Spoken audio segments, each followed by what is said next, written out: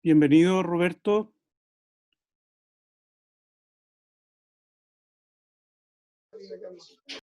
Buenas noches, Roberto. Estamos esperando a nuestro ponente que dará comienzo a las 20 horas. Ya estamos pasados unos minutos. Espero que esté pronto a enlazar con nosotros. Bien, voy a dar un poco la introducción del tema de hoy. El ponente de hoy es el profesor Mario Ríos, kinesiólogo, magíster en medicina deportiva, magíster también en medicina manual ortopédica, profesor de la Universidad de Santiago, y el tema a tratar hoy es, para no equivocarme, lesiones frecuentes en entrenamiento en sobrecarga. Espero que Mario esté al comenzar a llegar a su zona, porque vamos ya cortos de tiempo. Así que estoy esperando que él enlace.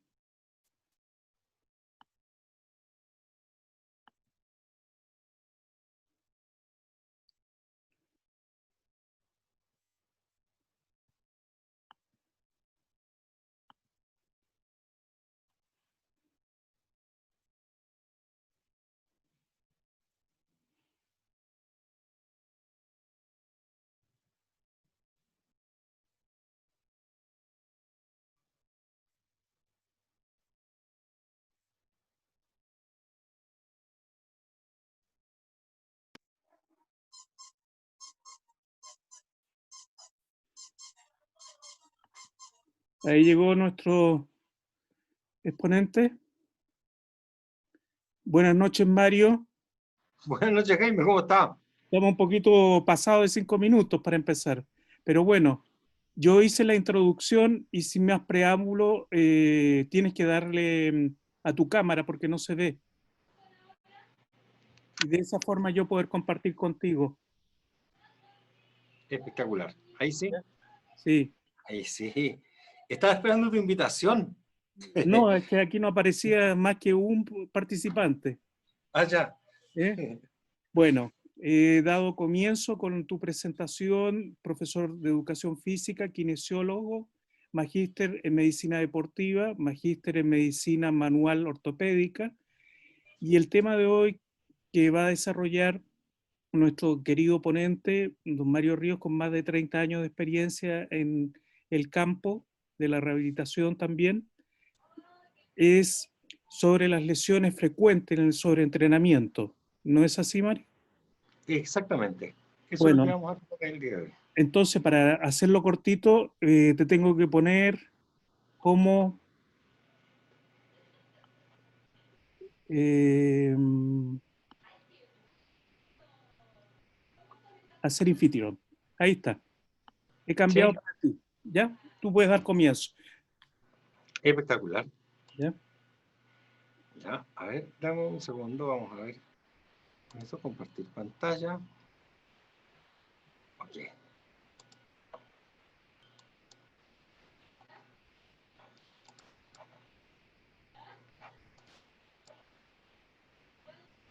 Ahí se ve bien, ¿no es cierto? Sí, Mario. Sí, Empieza nomás. perfecto, ya. Comencemos entonces. Las lesiones deportivas esencialmente se producen en diferentes articulaciones en todo el organismo. Sin embargo, la práctica deportiva de alguna u otra manera nos trae resultado un tipo de lesión que es completamente distinto al resto, básicamente porque están de alguna u otra manera orientadas o obedecen, mejor dicho, a lesiones ya sea por sobreuso, ¿ya? Más que mecanismos de tipo traumático preferentemente. Ahora bien, las lesiones deportivas en general, ¿por qué se producen? Normalmente son, la definición clásica dice que es aquella que ocurre durante la práctica deportiva y que le provoca al deportista la ausencia de entrenamientos y o competencias, seguida por la necesidad de un diagnóstico anatómico del tejido dañado y, lógicamente, el tratamiento correspondiente. Lo que quiere decir esencialmente es que una lesión deportiva debe ser, de alguna u otra manera, evaluada porque, de alguna u otra manera, un buen diagnóstico va a ser un mejor pronóstico. Y lógicamente, eso de alguna u otra manera nos va a decir cuánto tiempo el deportista puede estar alejado de esta práctica deportiva. Ahora bien, en base a esto tenemos que decir de que existen deportes en los cuales las lesiones son mucho más frecuentes o existen diferentes tipos de lesiones que son más frecuentes en algunos deportes, a diferencia de otros. Me explico, los desgarros musculares habitualmente se producen en la extremidad inferior en el fútbol y, como bien decía anteriormente, es absolutamente distinto del pronóstico de un desgarro muscular de un par de milímetros a un desgarro muscular de 2 o 3 centímetros, lo cual, si bien es cierto, ambos son desgarros musculares, de alguna u otra manera el tiempo de evolución va a ser completamente distinto solamente por el tipo de extensión de esta lesión. Por eso es que normalmente una de las características de las lesiones deportivas es que en lo posible deben ser evaluadas para tener de alguna u otra manera un mejor pronóstico y saber cuándo el deportista puede volver a su práctica habitual. ¿Por qué se lesionan los deportistas? Esencialmente porque en muchas oportunidades se producen altas demandas biomecánicas, ¿ya? Altos volúmenes de entrenamiento, lo cual de alguna u otra manera va a ir aparejado a altos riesgos de lesión. Y en base a esto tenemos que decir de que efectivamente tal vez la halterofilia presenta como característica fundamental el hecho de que las cargas están muy bien programadas, por decirlo de alguna manera. Es decir, uno sabe cuánto tonelaje puede estar levantando en una sesión, cuánto tonelaje va a levantar al final de la semana, al final del mes, y planificar de alguna u otra manera un buen macrociclo, con sus mesociclos intermedios, microciclos y en la sesión de entrenamiento como un miociclo. Sin embargo, existen otras disciplinas en las cuales efectivamente este volumen lógicamente no está tan determinado. Ejemplo, el CrossFit, ¿ya? Por lo tanto, lógicamente se van a establecer de alguna u otra manera lesiones en las cuales las personas a veces no están tan adecuadas, porque a esto tenemos que añadir dos elementos que son fundamentales a la hora de entender una práctica deportiva y saber si efectivamente el deportista puede o no tener algún tipo de recuperación, que es lo siguiente. La planificación de entrenamiento, como nosotros la conocíamos durante mucho tiempo, hablaba esencialmente de un periodo de tipo ondulatorio en el cual las cargas iban a ir en forma decreciente, creciente y decreciente para permitir de alguna u otra manera la recuperación del deportista. Sin embargo, lo que hemos aprendido es que esto, de alguna u otra manera, no se condice en todas las personas de la misma manera. Es decir, existen dos tipos de conceptos que tenemos que considerar que son los siguientes. La carga externa, que es precisamente la que nosotros habitualmente manejamos. Es decir, el deportista va a levantar una determinada cantidad de tonelaje en este entrenamiento. Sin embargo, hay que considerar además lo que es la carga interna, que es cómo está afectando efectivamente esta carga al deportista, algo que habitualmente no considerábamos. Es decir, hacíamos una planificación y a todo el mundo le aplicábamos exactamente el mismo tipo de entrenamiento y algunos se lesionaban y otros no se lesionaban. Y era efectivamente porque la carga de entrenamiento a la cual se estaba sometiendo era completamente distinta, ¿ya? Ahora, existen otros deportes en los cuales esta cuantificación de la carga también es un poco más difícil. Me explico. Existen deportes en los cuales no se logra llegar a determinar efectivamente la carga o el impacto que tiene el entrenamiento de un deportista haciendo que éste se lesione. Específicamente, un gimnasta. Tengo un gimnasta que tiene 12 años y tiene que practicar esencialmente saltos. ¿Cuántos saltos le voy a decir que haga este día? Que haga 50, que haga 100, que haga 150. Y el otro día tiene que volver a hacer saltos. Y a veces hace los mismos 100. Y nadie llega de alguna u otra manera a, a, a, a cuantificar esta carga de entrenamiento. Porque realizar un salto es un trabajo de sobrecarga que se está realizando sobre las extremidades inferiores, ¿ya? Por lo tanto, en cuanto a la cuantificación de la carga, sabemos muy bien lo que es una cuantificación de carga externa, pero cómo afecta, eso todavía no está lo suficientemente claro, ¿ya? Ahora, y en un deportista, lógicamente, tenemos además otros elementos que pueden llegar a favorecer el hecho de que se lesione. Primero, en algunas oportunidades no existen los adecuados tiempos de descanso, en el sentido de que en algunos deportistas, lógicamente, se produce la siguiente situación. Se le somete a un esfuerzo bastante grande. Imaginémonos la final de Roland Garros, ¿ya? En el cual el deportista en la semifinal compitió durante 4 horas, día sábado en la noche. El domingo en la mañana tiene que efectivamente volver a competir. Ese deportista no está lo suficientemente recuperado como para ser sometido nuevamente a un estrés tan alto, en el cual, lógicamente, la probabilidad de lesionarse es altísima. No alcanzó a recuperarse. Es lo mismo que les pasa, por ejemplo, también a los ciclistas en el Tour de Francia. Primer día, 300 kilómetros. Segundo día, 350 kilómetros. Tercer día, 400 kilómetros en bicicleta. Lógicamente, en algunas oportunidades no todos alcanzan a recuperarse de un día para otro. El otro elemento importante es que efectivamente no siempre todos presentan o conocen lo que es importante en cuanto a su nutrición. La nutrición no significa esencialmente comer en forma desorbitada. Normalmente los deportistas, para tener un buen rendimiento, tienen que hacerse asesorar por un nutricionista. Y este es otro elemento que lógicamente va a incidir también en la probabilidad de que se lesione. Y lógicamente un adecuado programa de entrenamiento, como observamos hoy día, hay muchos influencers a través de Instagram que entregan recomendaciones de entrenamiento sin tener ningún tipo de preparación, por lo menos en cuanto a planificación de volúmenes, de cargas de entrenamiento y menos de pausa. Ahora, Acá vamos a tocar un tema que es bastante importante, que habla esencialmente de las lesiones de deportistas. Aunque la creencia popular es que los deportes de fuerza son más lesivos, se lesionan más las personas, la tasa de lesiones de un powerlifting o la persona que hace halterofilia en relación a otro tipo de deporte es bastante baja, con unos valores entre 0,84 a 4,4 lesiones por cada 1000 horas de entrenamiento.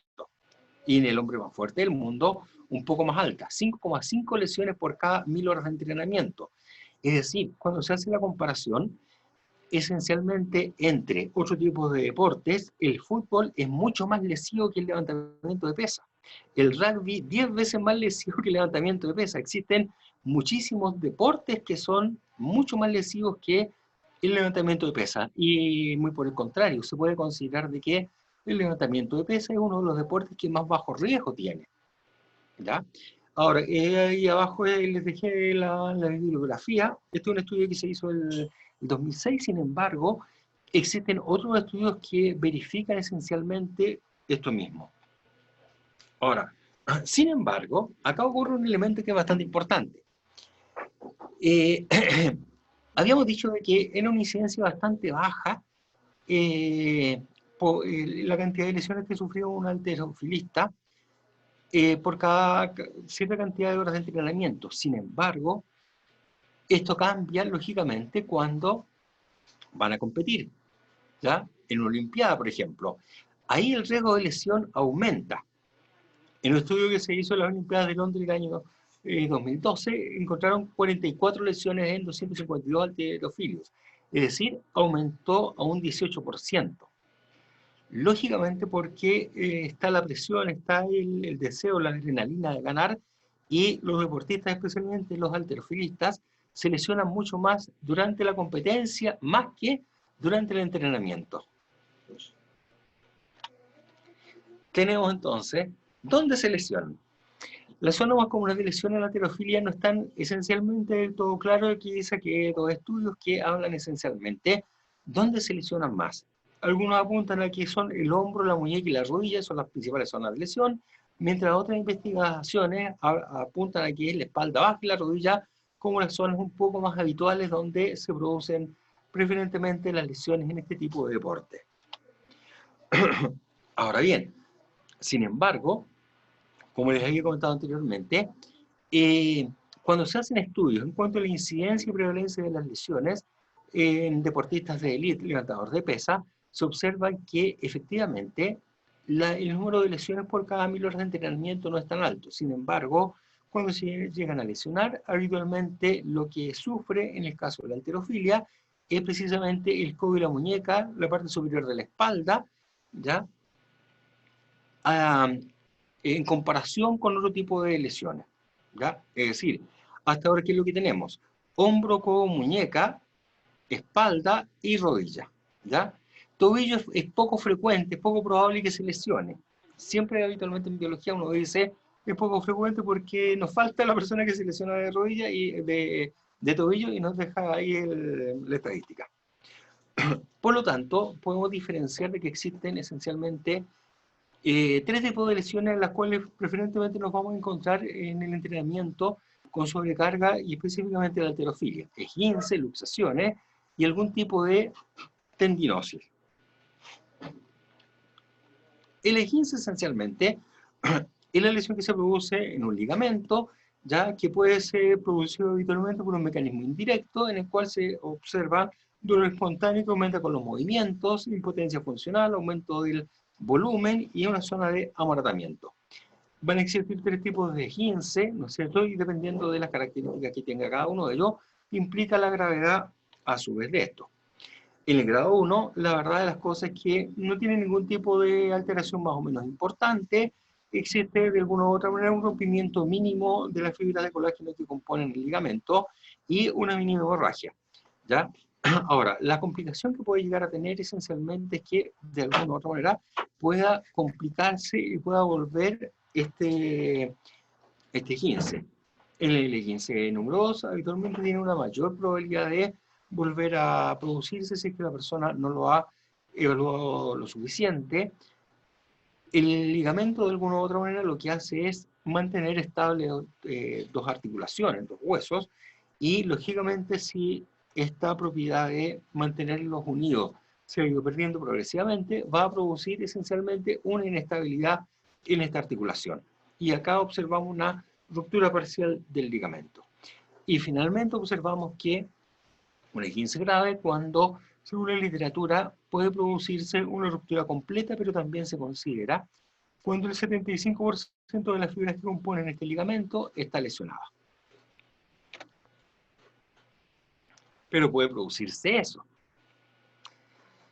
Como en este caso, este halterofilista de Armenia está realizando el último empuje y el codo se le dobla, produciendo lógicamente un esguince grado 3 bastante importante. Pero también puede producirse hasta una luxación, y eso es lo que más habitualmente se produce, especialmente en la competencia. No en el arranque, lógicamente, pero sí en el envión, en el cual en algunas oportunidades el volumen del bíceps logra realizar algún tipo de palanca que se produce esta luxación, ¿ya? En algunas oportunidades puede acompañarse incluso de una luxofractura. Y como había comentado, las lesiones musculares habitualmente que más probablemente se puedan llegar a producir puede ser algún tipo de distensión, algún tipo de desgarro. Sin embargo, es poco probable que se produzca una contusión, poco probable. En algunas oportunidades se llega incluso a producir. ¿Cuándo se producen las lesiones de los músculos? Esencialmente mediante dos tipos de situaciones. Un golpe o una contusión o un trauma indirecto en el cual efectivamente acá nos puede llegar a suceder. Es decir, una insuficiencia de estiramiento porque el músculo tiene una incapacidad de soportar una tensión elástica, o bien una insuficiencia de contracción porque de alguna otra forma la carga que estoy tratando de vencer es mayor que mi capacidad tensiva. ¿Por qué puede producirse esto? Por muchos elementos. Habitualmente, entrenamiento muscular deficiente, falta de un calentamiento previo, la musculatura no está está relativamente corta, desequilibrios musculares, el músculo está fatigado, sobrecargado, la persona está deshidratada, está demasiado frío para hacer algún tipo de deporte, y frecuentemente las lesiones musculares se establecen específicamente o predominantemente en aquellos deportes que presentan aceleración y desaceleraciones y giros bruscos. Lógicamente, en la medida que la persona va ganando en años, la probabilidad de lesiones musculares también aumenta en forma casi exponencial. Y lógicamente también si es que la persona ha sufrido algún tipo de desgarro y tiene un tejido cicatricial secuelar también en esa zona, va a ser un lugar donde se puede llegar a producir nuevamente otro tipo de lesión. Como he comentado, las lesiones musculares se clasifican en diferentes tipos: contusión, contractura, distensión, ruptura de fascia y desgarro. Acá la verdad de las cosas es que es poco probable que se produzca una contusión, sin embargo puede ser, ¿ya? El resto sí es factible que se produzca en el caso del entrenamiento con sobrecarga. En la contusión se produce esencialmente debido a un trauma, un golpe con un elemento externo sobre la extremidad. Y se va a clasificar en leve, moderado y severa dependiendo esencialmente de la intensidad de este trauma externo. Y la contractura, que eso sí lo podemos encontrar, va a ser un aumento localizado y doloroso de la contracción basal. Habitualmente, cuando la persona realiza algún tipo de deporte y no está preparado lo suficiente para realizarlo, se puede producir, es decir, secundaria alteraciones metabólicas del esfuerzo. Por eso es importante la planificación deportiva y por eso es importante que algunos planes de entrenamiento no sean estandarizados. Es decir, todo el día vamos a hacer 50 levantamientos porque puede que no todos estén con la suficiente capacidad física como para poder realizarlo, ¿ya? Cuando se hace algún tipo de imagenología para llegar a determinar el impacto, la gravedad que tiene esta contractura, se puede llegar a observar en una ecotomografía de partes blandas que no existe un daño estructural del músculo, solamente se vio sobrepasada la capacidad tensil de este. Y en la contractura, en esta ecotomografía de partes blandas, uno puede encontrar inflamación de la fibra muscular, pero no ningún tipo de lesión de mayor gravedad. Ahora, como habíamos comentado anteriormente, en la medida que uno tiene un buen pronóstico, como en este caso que es una contractura, podemos dar fe de que de alguna u otra manera el deportista puede estar nuevamente en práctica deportiva entre el tercer y cuarto día. Y el retorno a la actividad deportiva, más o menos en términos generales, al quinto día. Pero aquí ya entramos en algún tipo de lesión muscular que sí podemos encontrar, como es la distensión, en la cual, de alguna otra manera, exigimos al límite la capacidad del músculo. Se observa un dolor agudo, moderado y suele ser inhabilitante. En la ecotomografía de partes blandas vamos a observar inflamación y edema, reposo entre 5 a 10 días y el retorno a la actividad deportiva en la segunda semana.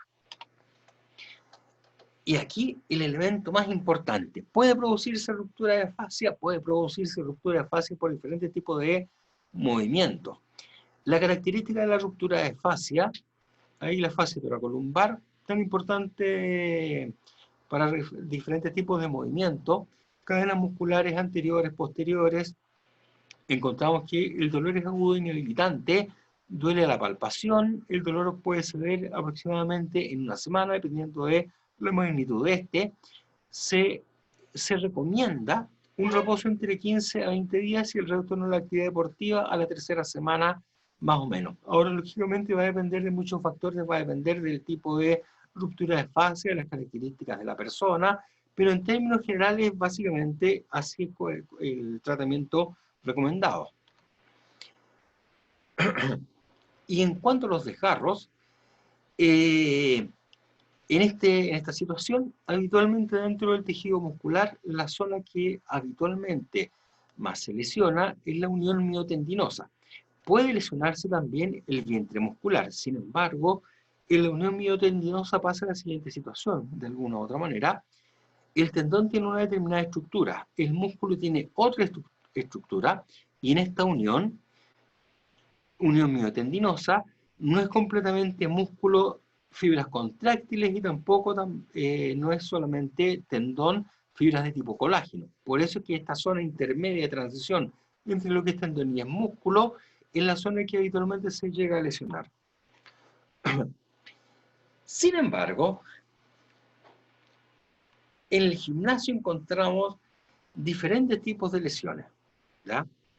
Encontramos de que habitualmente, específicamente en el CrossFit, este sacado de otro estudio, se hizo una evaluación estadística para saber qué zonas eran las que frecuentemente se lesionaban. Y se encontró de que por lo menos en la práctica del CrossFit habitualmente se produce una lesión a nivel de hombro, que es la que mayor cantidad de lesiones va dejando. Seguido por la columna, brazo y codo, mano y muñeca. Y finalmente, el pie es la última lesión que se lesiona.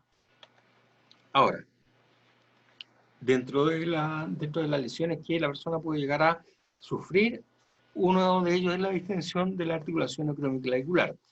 Cuando la persona presenta esta distensión acromioclavicular, lógicamente, van a existir de alguna u otra manera ejercicios que van a estar contraindicados. El press banca, press inclinado, abertura con mancuerna, el remo de pie, el pullover, elevaciones frontales, jalones con agarre amplio, curl con barra o mancuerna. Todo ello va a ocasionar que esencialmente la persona empieza a sentir algún tipo de molestia y lógicamente va a retrasar su proceso de recuperación. Por eso que normalmente cuando la persona se lesiona el hombro, habitualmente cuando está yendo al gimnasio con algún tipo con un fin, ya sea de mantención o estético, va a perder por lo menos un par de semanas de entrenamiento. Pero también puede ser de que en aquellos deportes en los cuales, porque hay actividades en las cuales el movimiento es repetitivo, sin dar la pausa necesaria, se produzca algún tipo de tendinosis del manguito de los rotadores. En este tipo de situaciones, lógicamente, también gran parte de los ejercicios que habíamos comentado anteriormente van a estar contraindicados, porque en la medida que se estén realizando, va a seguir aumentando esta inflamación. Press con mancuerna, press inclinado con mancuerna, aberturas con mancuerna, pec deck, press barra tras nuca o con mancuerna, remo de pie con barra, pullover, elevaciones laterales, etc. Y también, otro elemento que puede ocasionar una lesión es la tendinitis bicipital.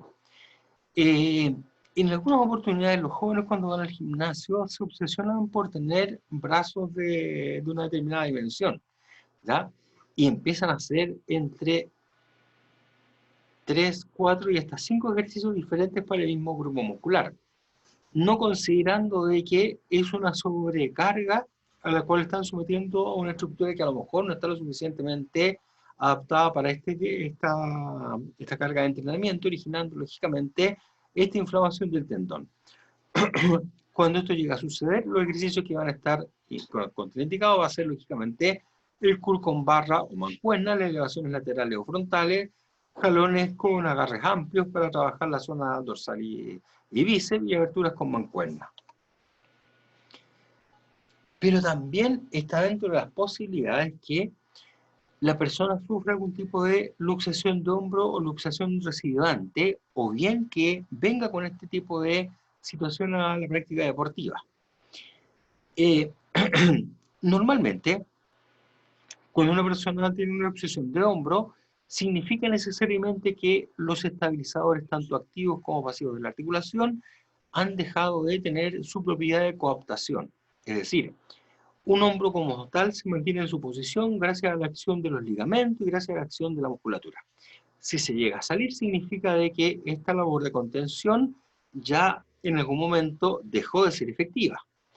Por lo tanto, la probabilidad que se vuelva a salir es altísima. Ya quedó suelto esto, por decirlo de alguna manera, ¿ya? Ahora, cuando un hombre se sale en una oportunidad, la verdad de las cosas es que lo menos conveniente es que sea puesto en su lugar o que se vuelva a hacer una reducción de hombro, esencialmente en forma manual. Siempre conviene cuando es la primera vez que se lleve a un hospital porque de alguna u otra manera el médico puede tener algún tipo de elemento diagnóstico para poder contrastar cómo quedó. Cuando a la persona se le sale varias veces el hombro, incluso es mucho más fácil, es tan fácil de que incluso hasta la misma persona sabe la maniobra que necesita como para poder colocarse. ¿Por qué es complejo cuando se le sale por primera vez? Básicamente porque a través del cuello y por debajo de la clavícula va a pasar todo un paquete vascular nervioso, ya el plexo braquial, que por lo tanto, si uno coloca el hombro, hace una reducción de esta articulación y lo deja mal puesto, la probabilidad de que quede con algún tipo de secuela en forma permanente es alta. Ahora, ¿qué es lo que no se debe hacer cuando la persona dice que tiene una luxación de hombro y le dijeron de que tiene que fortalecer la musculatura del hombro? Porque también se da esa situación. Se le sale el hombro y la persona y el médico encuentra de que lo mejor que puede hacer esta persona es ir al gimnasio a fortalecer la musculatura, porque como Dios comentaba, las articulaciones se mantienen gracias a estabilizadores activos y estabilizadores pasivos. El estabilizador pasivo, que en este caso que sería el ligamento, los ligamentos glenohumerales, de alguna u otra manera van a estar distendidos. Por lo tanto, me queda para fijar el hombro el fortalecimiento de la musculatura deltoidea. Entonces lo manda al gimnasio y la persona le comenta a la persona que le va a hacer su rutina de ejercicio que tiene una lesión de hombro, que se le sale el hombro y que el médico le recomendó que fuera a hacer ejercicio. Lo que no puede hacer son estos ejercicios, ¿ya? No puede hacer press banca, no puede hacer press de hombro, no puede trabajar el tríceps, porque en esos 3 ejercicios, esencialmente lo que sucede desde el punto de vista artrocinemático, es decir, lo que hace esencialmente la articulación es un desplazamiento hacia anterior. Es decir, la persona puede hacer, como en el caso acá de Arnold, un ejercicio para trabajar tríceps, sin embargo la cabeza del húmero se está desplazando hacia anterior. El 90% de las luxaciones de hombro son hacia anterior, por lo tanto, esto es prácticamente una ruleta rusa. Es decir, la persona que viene al gimnasio a fortalecer su musculatura, se le sale el hombro y le indico este ejercicio, la probabilidad de que se le salga es altísima. Sin embargo, el médico me dijo que tenía que fortalecer la musculatura del hombro. Perfecto, vamos a hacer press de hombro tras nuca. En este caso pasa exactamente lo mismo. la cabeza del hombro se va hacia anterior y, como yo he comentado recién, en la luxación de hombro el 90% de las veces sale hacia anterior. ¿Nos En quedan 10 10 minutos? minutos se termina la reunión. Perfecto, ya. Los ejercicios que están contraindicados serían los jalones, jalones amplios, pullover, press tras nuca, press con mancuerna, pec deck y press francés tras nuca. ¿Ya? Ahora, uno de los ejercicios que habitualmente se recomienda en los gimnasios es el press de hombro, y dentro de este press de hombro está el hecho de hacerlo por detrás de la nuca. Sin embargo, lo que se ha visto es que efectivamente lo único que se consigue es, de alguna u otra manera, forzar o sobrecargar el ligamento glenohumeral anterior. Por lo tanto, lo que se recomienda actualmente es que si uno va a trabajar con un propósito, la musculatura deltoidea, que trabaje un press de hombro pero por delante, nunca por detrás. ¿Ya?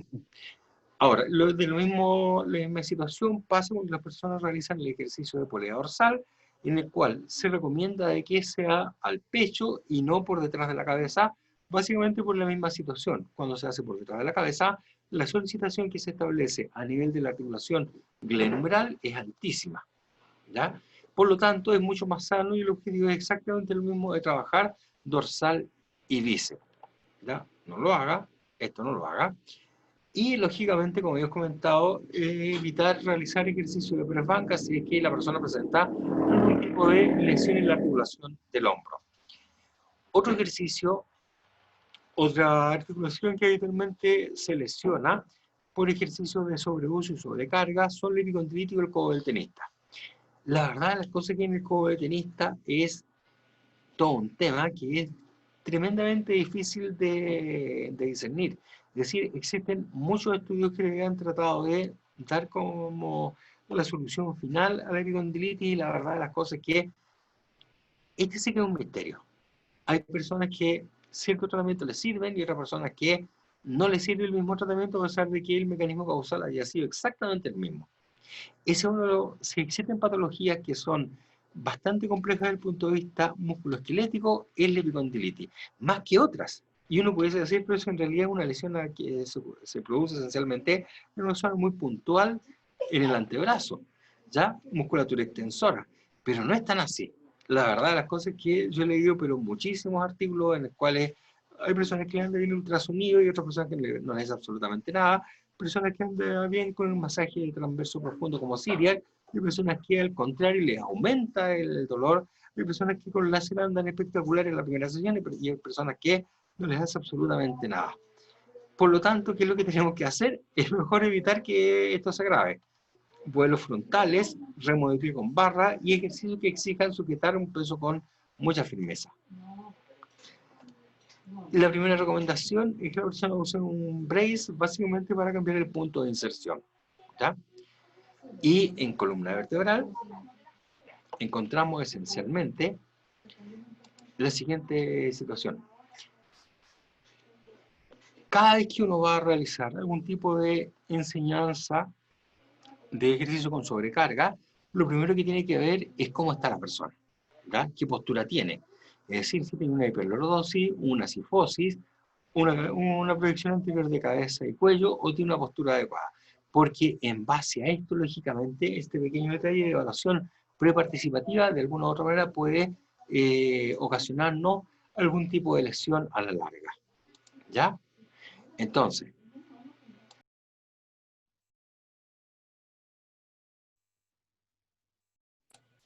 Tu, entonces, tu micrófono. sí, ahora ya lo vi, no, ahí está. Desviaciones, por lo tanto, que podemos encontrar esencialmente en el plano sagital. Puede que esté completamente alineado, o bien la persona puede que tenga algún tipo de desalineación. Ahora, lógicamente, si hay algún tipo de desalineación, hay ejercicios como en este caso, peso muerto. Aquí está el gran Franco Columbo que murió hace 2 semanas atrás, ¿ya?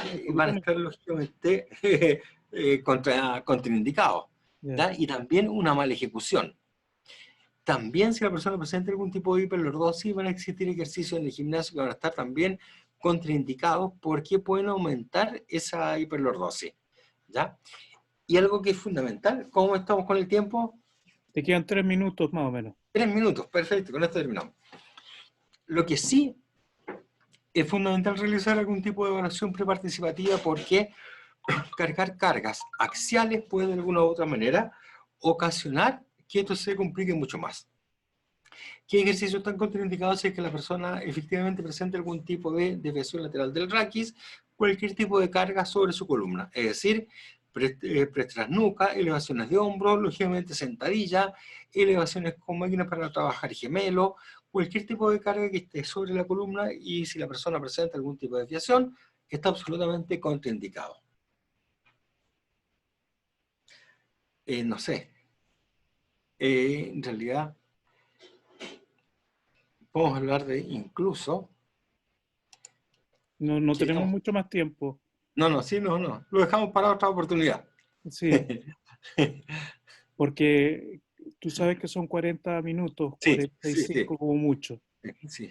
Uno se La entusiasma. conclusión final, Mario, que puedes dar es Eh, lo primero es que evaluación preparticipativa antes de someter a una persona a ejercicio con sobrecarga.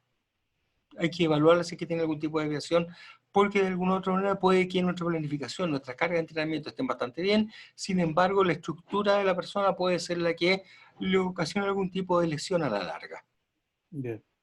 Por eso es importante la formación dentro de las escuelas de halterofilia, todo lo que tiene que ver con anatomía, fisiología y biomecánica. Exactamente. Y sobre todo también los cursos de fines de semana. Sí, Y todo lo que tenga que ver con formación a nivel de entrenamiento de fuerza, que es necesario tener una visión más integrativa. Quiero claro. agradecerte, Mario Ríos, por tu participación. Yo sé que tienes mucho que entregar, lamentablemente el tiempo nos come a todos Claro. y muy agradecido porque esta es una información muy valiosa que tú nos has dejado para que los entrenadores tomen conciencia de que entrenar a una persona conlleva no solamente la responsabilidad de sacar un buen rendimiento, sino también de una buena salud para él. Exacto. Muchas Entonces, gracias, Jaime, por la invitación. muchas gracias a ti, Mario, por tu participación y será para una próxima que espero contar contigo también. Y De todas maneras, tenemos que tener un tiempo más largo para tu trabajo expositor. gracias, Jaime, que estén muy bien. Muchas gracias a ti, gracias a Cuídate. todos los participantes que estuvieron presentes hoy en este ciclo. Y el día 15 estará presente el Luis Ramírez, nutricionista, que nos hablará sobre la alimentación en la pandemia. Gracias y buenas noches a todos. Buenas noches. Chao, Buenas Jaime. noches. Chao, chao. Yes.